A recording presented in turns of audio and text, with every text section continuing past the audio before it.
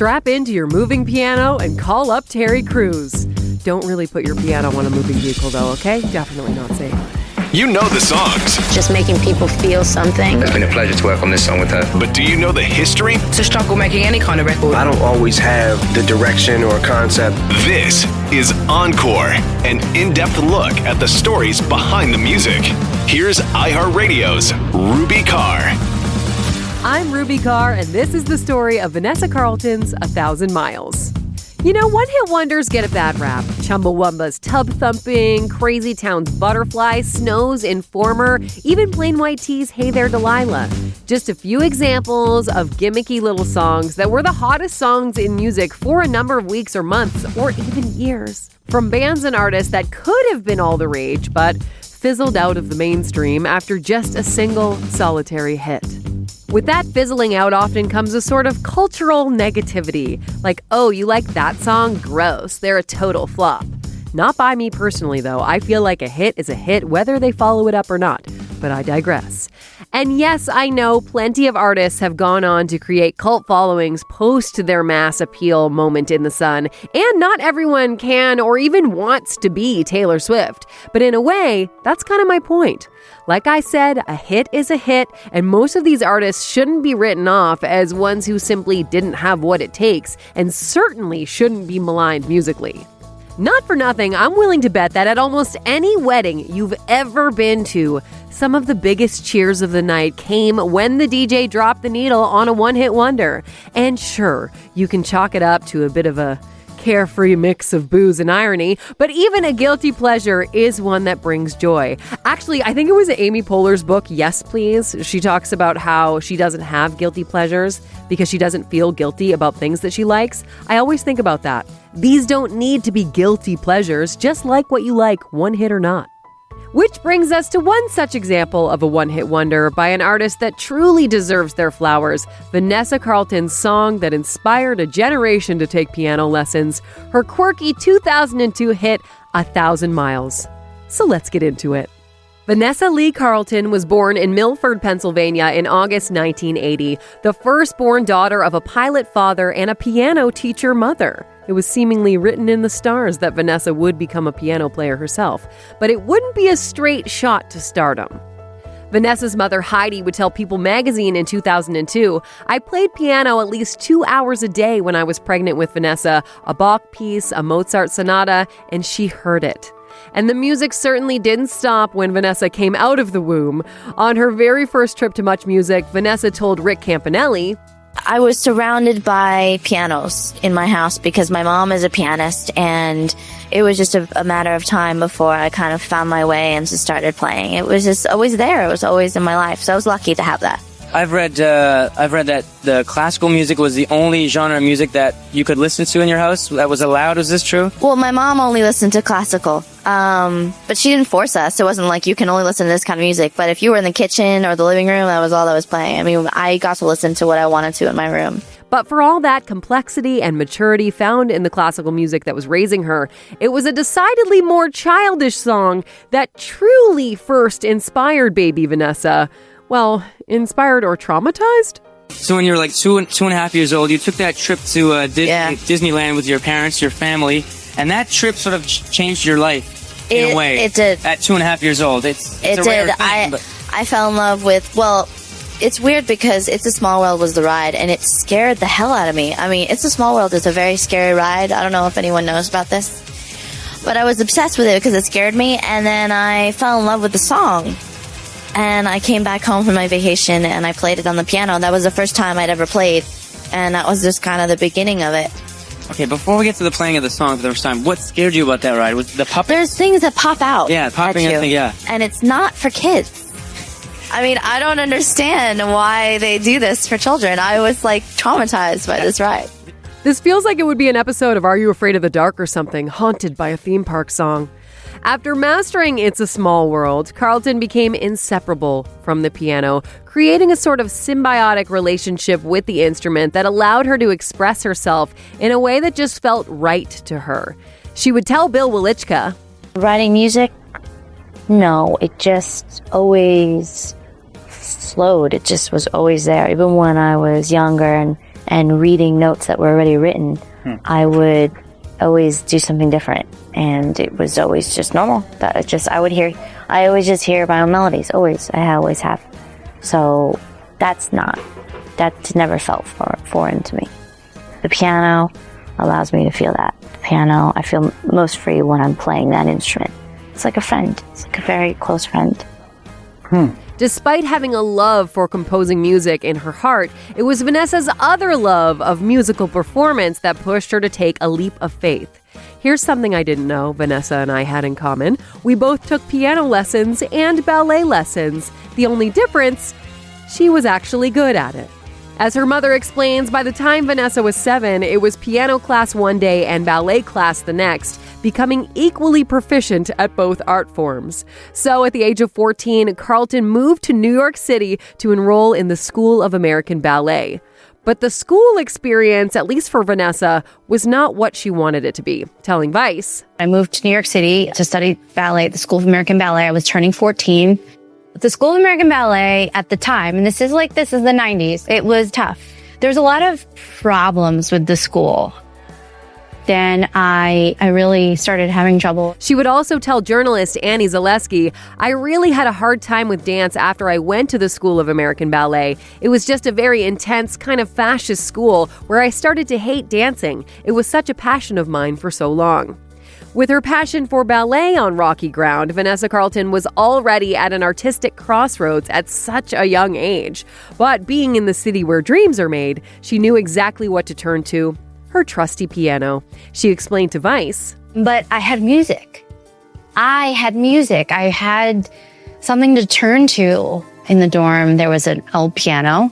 So I would go there and I started writing more elaborate songs instead of going to class. Music was my escape. It was something I didn't have to follow any rules. It was this other feeling I was getting when I would play that I didn't get when I danced anymore. Of course, it's never just that simple, is it? Vanessa would take waitressing jobs to pay the bills and rely on her dad to take her to open mics and showcases. She would tell Much. I moved to New York actually when I was 14 to study ballet, and then I started skipping my classes to write my songs, and I decided to, after I stopped ballet school, to stick around, and I started gigging downtown and playing open mics and stuff, which was not very fun. And when my dad always gave me my ride because I don't have a car or anything, and I would be scared sometimes. I mean, I was always looking at myself as a dancer, and to suddenly get on stage and have to play piano was kind of weird. I felt very uncomfortable playing my songs for anyone at first, so I just had to get over the hump, and I'm over it. Finally, Carlton would piece together her demo and catch the ear of legendary music industry super producer and executive Jimmy Iovine, who we have talked about countless times here on Encore. Now, of course, just being discovered by Jimmy Iovine doesn't always mean you immediately get to work with Jimmy Iovine. And Vanessa would go through the painstaking process of working with A&R reps across her new label A&M Records hierarchy that were tasked with developing something with her that could be marketable. A difficult feat at the best of times. When I was first trying to get my recording contract, it was considered like avant-garde, just compared to what was going on the radio. They're like, how are we going to play this on the radio? A piano? What's going on? And as Carlton would soon find out, to say the very least, these A&R people didn't always work in the best of faith. She would tell Vice. Basically what happened was my dream came true. I got this record deal. I thought it was going to be this amazing situation. And in your mind, you get exactly what you want. And it's actually not what you want. At the end of the day, I was in a really bad situation with the people that I was working with. And it was not good. There was a lot of weirdness, a lot of possessiveness that was happening. So I told my manager at the time that I don't want to work anymore with this guy. And he said to me, if you tell Jimmy that you don't work with the A&R guy, you're going to be dropped. I decided against my manager's advice that I would fly to LA and have a meeting with Jimmy if he would take the meeting and tell him that I don't want to work with the A&R guy anymore. Which is exactly what a very brave Carlton did.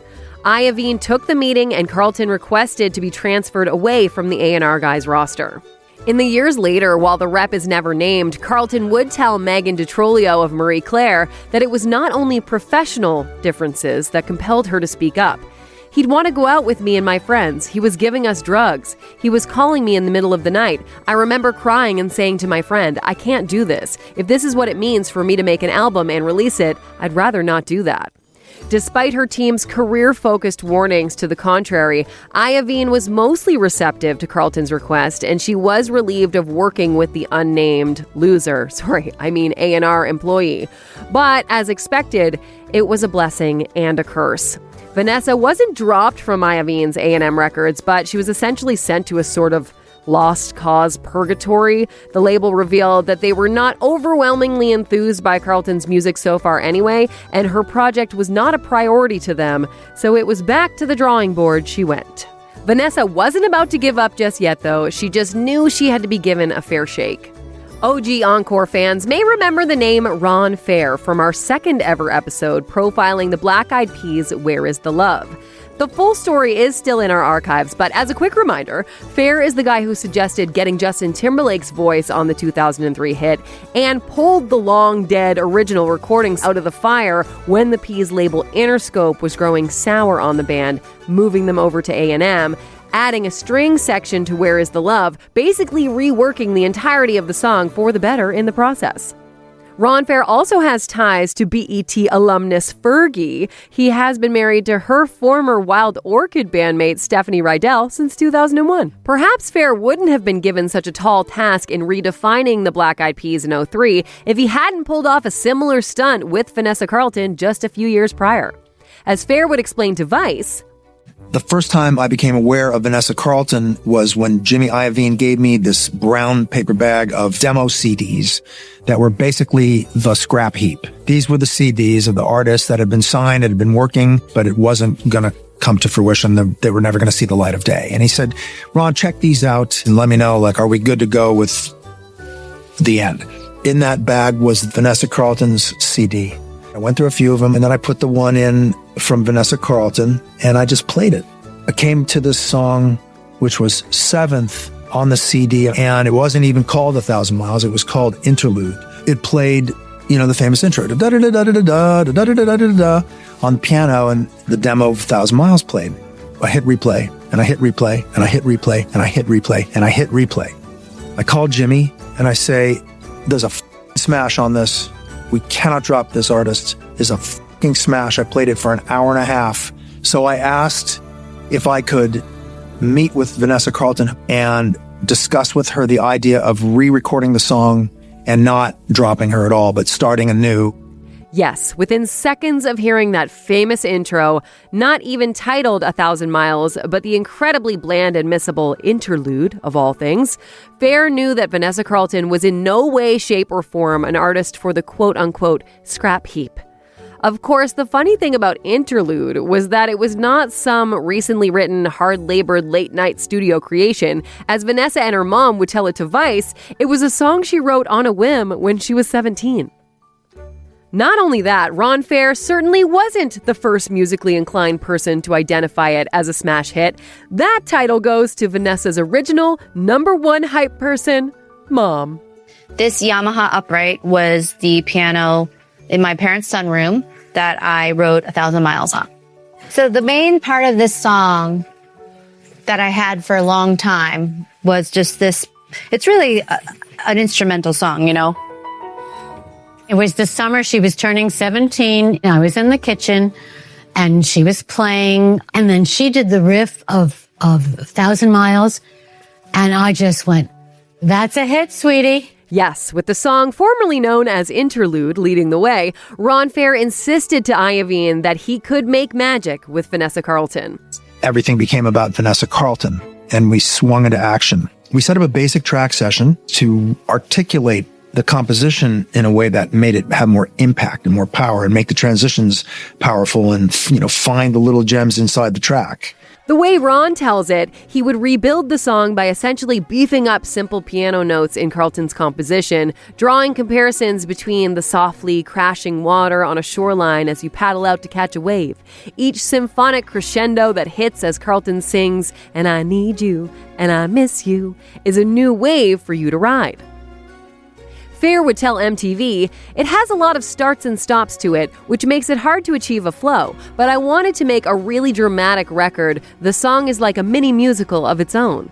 And honestly, his production gives the song a sense of magic and a sense of urgency that, mixed with the doe-eyed, bittersweet optimism of Carlton's lyrics, speaks to your ears and the depths of your soul.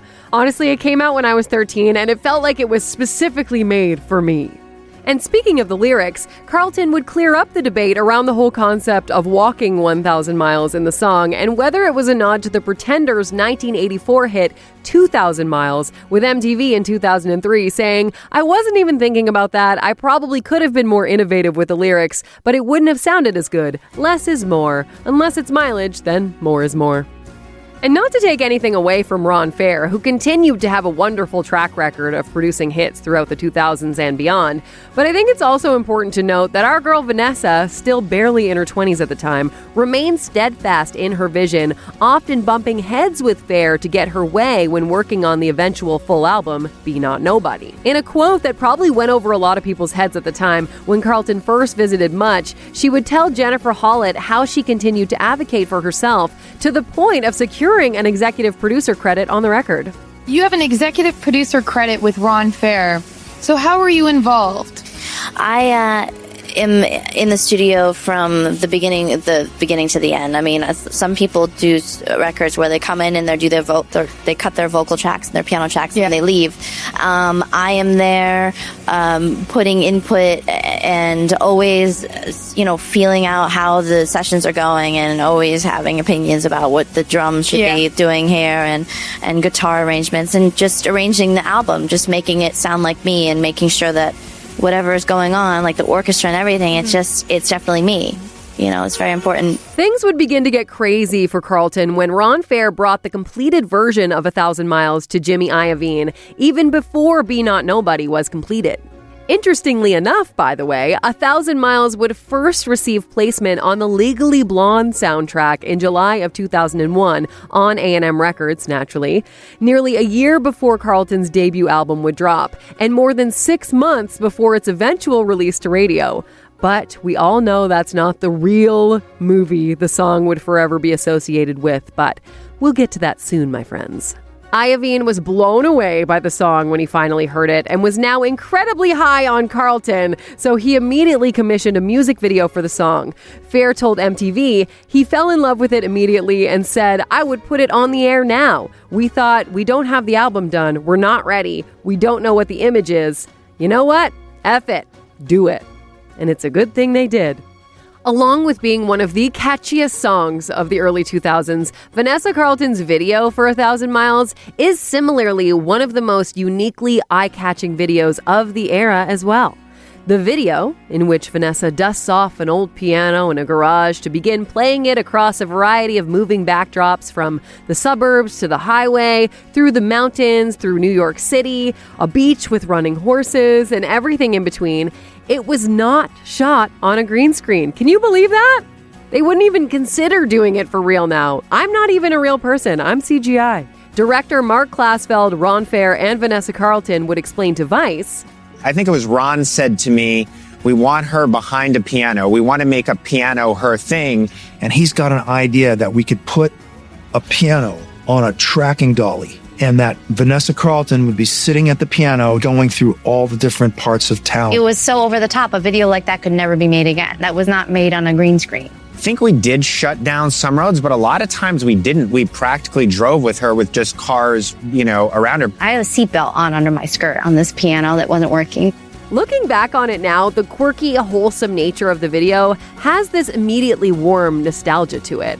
The moment I found out we were doing this song, of course, that's what I pictured. It's an absurd concept, but also a simple one. It just draws you in with its sort of low-stakes, high-emotion narrative. Where will this sweet girl and her piano travel next for her crush?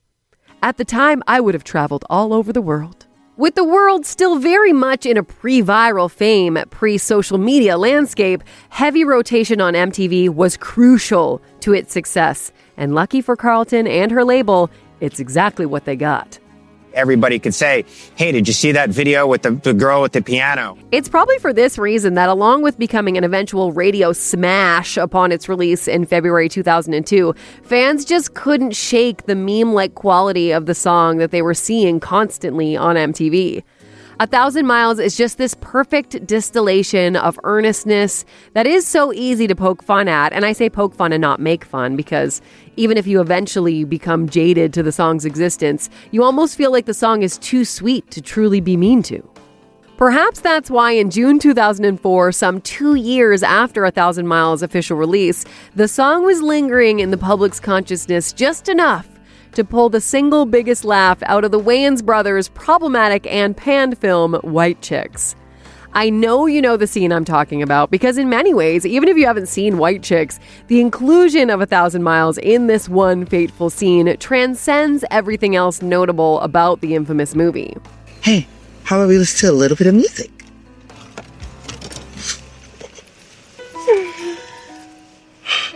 But how did you know?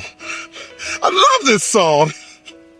Yes, as part of their undercover white-face sting, Marlon Wayans' character Marcus, or I guess Tiffany, has to string Terry Crews' character, a pro basketball star named Latrell, along on a date, and puts on some basic girl music in the car to set the mood. The song that plays is, of course, 1,000 Miles, to Tiffany's uneasiness, but Latrell's immediate delight.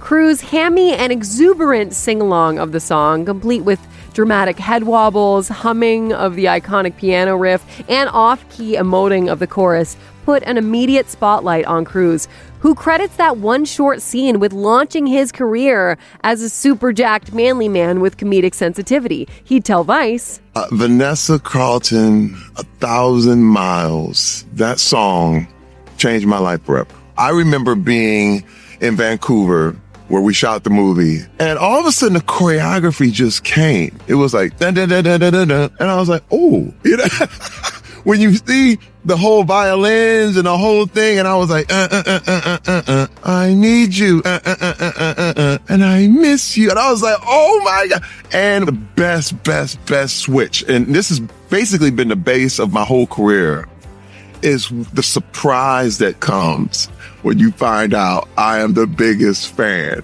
of this song, of Vanessa Carlton. And when I go into singing it with all my heart, and let me tell you something, we did that scene in one take.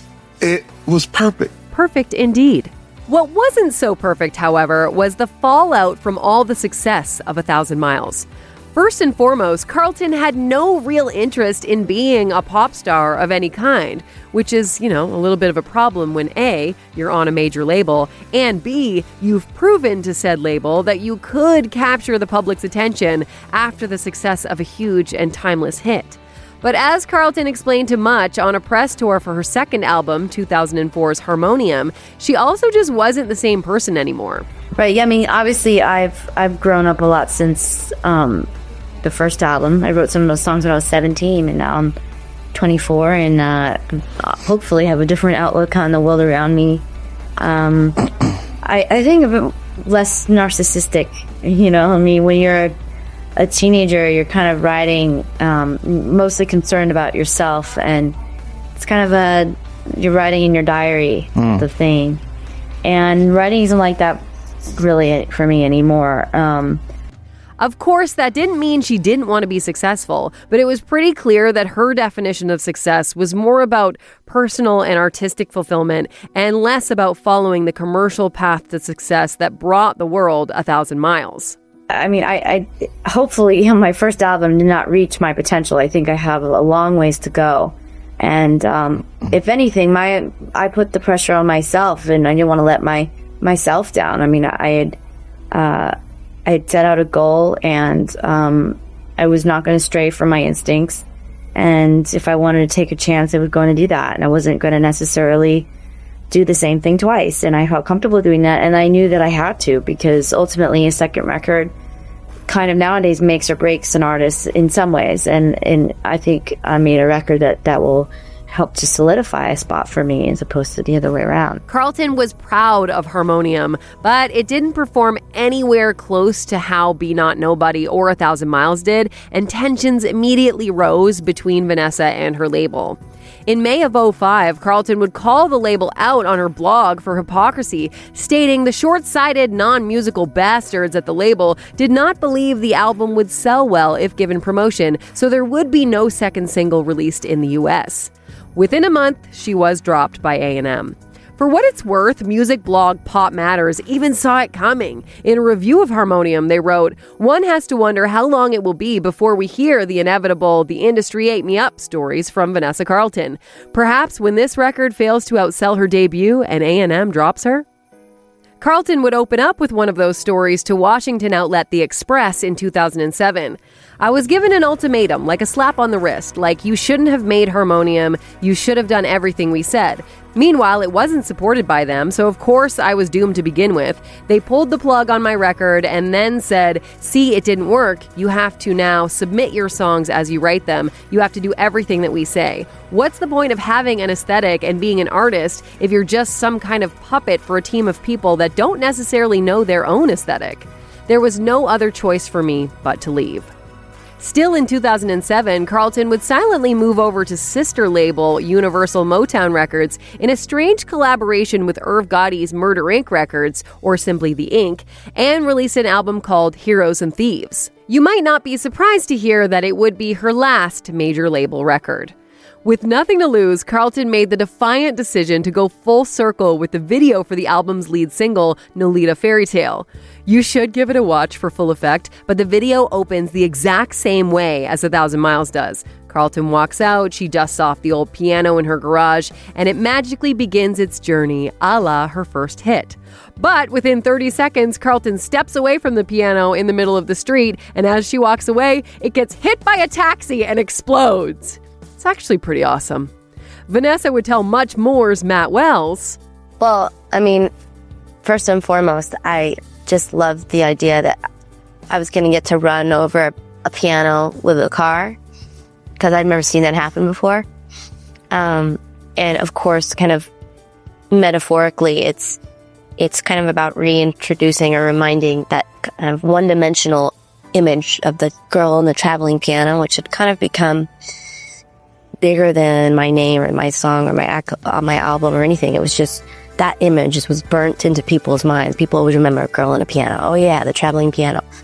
So why not remind them and then kind of destroy it so that you can start over again? I mean, that's kind of, I thought, was a perfect segue into the next chapter of my career. And it honestly must have been pretty cathartic to shoot that video, considering the highest of highs and subsequent lows 1,000 Miles brought Carlton. In her retrospective of the song for Vice, Carlton admitted she hated the song for years and years after the fact. Oh, I mean, don't get me wrong. I hated this song.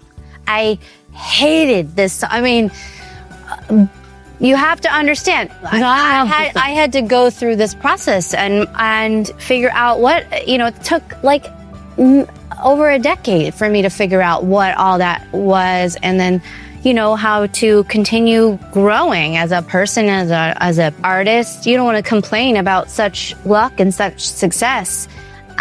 It does come at a price, though. But with time finally passing her by and coming out on the other side of it all, now a successful indie artist on Canadian label Dine Alone Records, Vanessa Carlton is simply philosophical about it all and the label of becoming a definitive one-hit wonder, telling Elle in 2017, "I love the expression one-hit wonder because I still wonder how I ever had a hit. I wonder it all the time.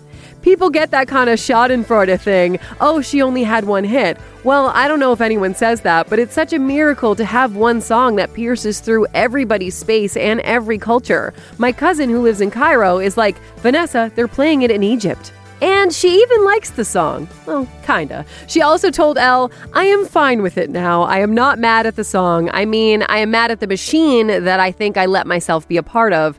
I was unmanageable, don't get me wrong. This is not my manager's fault, but you really need a great manager during a time like that, and I wouldn't have been able to have that because I didn't trust anybody. So the next time you hear 1,000 Miles on the radio, or any one-hit wonder for that matter, don't be afraid to go full Terry Crews on it and sing along at the top of your lungs. I won't judge you. In fact, I'm doing it too. I'm Ruby Carr. Thank you for listening to Encore. New episodes every Thursday, so I will talk to you again soon. For now, I'm making my way downtown.